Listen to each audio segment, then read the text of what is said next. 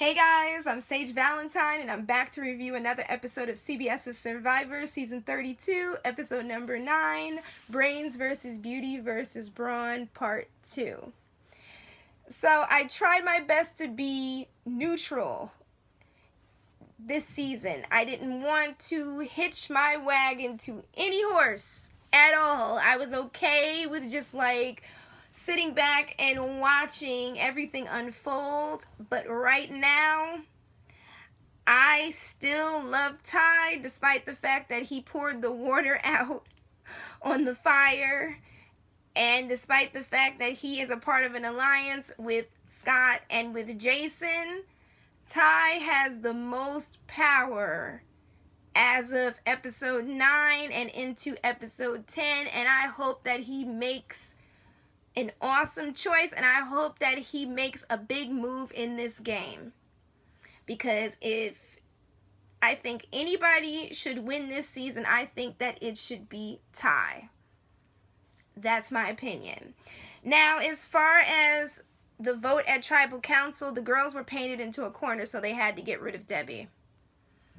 And Julia decided to vote with the girls to get rid of Debbie because she said during her diary room session, I call them diary room sessions despite there's no room, that she wanted to get Debbie out. And I guess she felt a little bit apprehensive about getting Sydney out at that point. Will she try to get Sydney out later? Probably. Will she be successful? I don't know. I'll have to wait until Tribal Council, because sometimes with this game, the edits are all crazy and they have you thinking one person's going to go home and then it's another person. You just have to wait until all the votes have been read, and that's exactly what I've been doing as a viewer of the past couple seasons.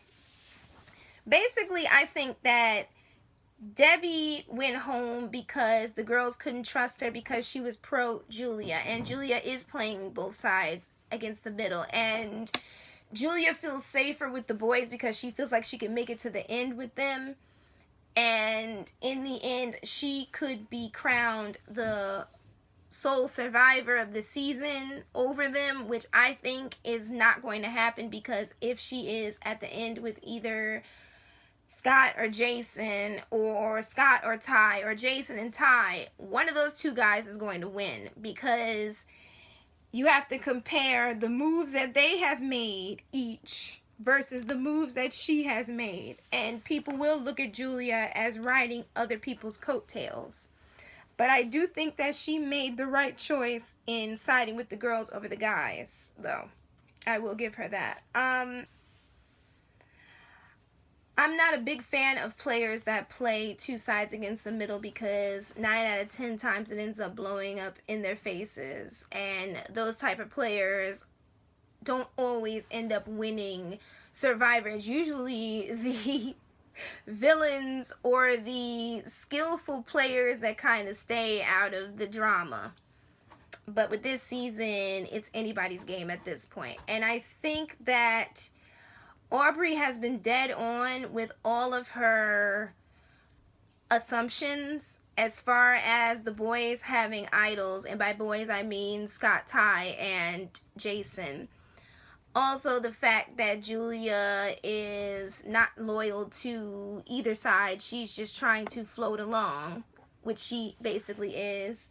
As well as the fact that the girls could not trust Debbie, because Debbie always comes across to the players like she is in control. And for the past couple of episodes, people have been trying to get rid of Debbie.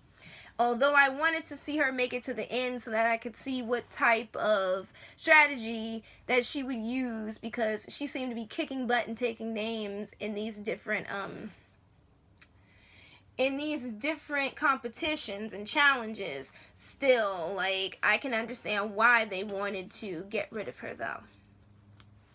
I do think that the guys were being very childish in hiding the machete and the axe and extinguishing the fire. But in their eyes, they see this as basically what the episode was entitled, which is psychological warfare. The only thing is that sometimes when people do vile things in the game to other people, it tends to backfire on them. I'm not saying that they don't have a chance of winning the game, but I do see something happening to definitely upset the balance. Because one thing about Survivor is the people who are up sometimes end up being the people who are down, and the people who are down end up being the people that are up. Call me crazy, but I could have sworn that Jason and Scott had basically cut ties with Sydney. They just didn't tell her that they had cut ties because they created this whole alliance with Nick. But to be mad that Sydney decided to go with the girls is kind of foolish, considering that Sydney is a practical player. She's not one of my favorite players this season, but she seems pretty practical, and she seems like she is pretty much the spook that sat by the door. In other words, she hears what's going on, she talks to people, but she does not trust anybody, and that type of player is a dangerous player, but it's also a good player to be sometimes in the game because you get to learn the information from both sides. But for Scott to be mad that Sydney decided to jump ship, I mean, this is the point in the game where most people jump ships from their original alliances anyway, so I can't say that I'm too surprised about that. Jason, Scott, and Ty see Julia as an asset because she helped them win that Chinese food. They need her. So for Julia to make a move like she did at Tribal Council by voting out Debbie instead of voting out Sydney, I think this shows that maybe Debbie was probably right, that Julia is more on the girl's side than the guy's side. But see, with these edits, you don't know, because it did seem like Julia was saying that she was thinking of long term and who she could beat at the end. Now, as far as Tribal Council goes, bear with me because I'm going to explain what happened in my own way. The vote came down to loyalty. Who was Julia more loyal to? Scott, Jason, and Ty, or Sydney, Michelle, Joe, and Aubry? Then all of a sudden at Tribal Council, it was revealed by Scott that Ty had an idol. Jason revealed that he had an idol. Scott didn't say anything about having an idol, which means in some way, shape, or form, Scott felt safe. So the guys also revealed that they were basically going to, I don't remember if they said Rochambeau or not, but I assume after seeing that, obviously they were talking about rock, paper, scissors, and whoever won that, the winner would be safe and get an idol, and the loser would stay on the block, keep their votes, and fate would determine who was going home. In other words, they were trying to clue in the girls. I don't know if they picked it up that a super idol was going to be used without saying it. Then the girls figured out that Ty could take his idol and give it to one of the boys. So either way, the girls were screwed. And once all of the votes were tallied, right before Jeff Probst read the votes, all of a sudden Jason gave his idol to Ty, which I'm just like, why are you giving your idol to Ty?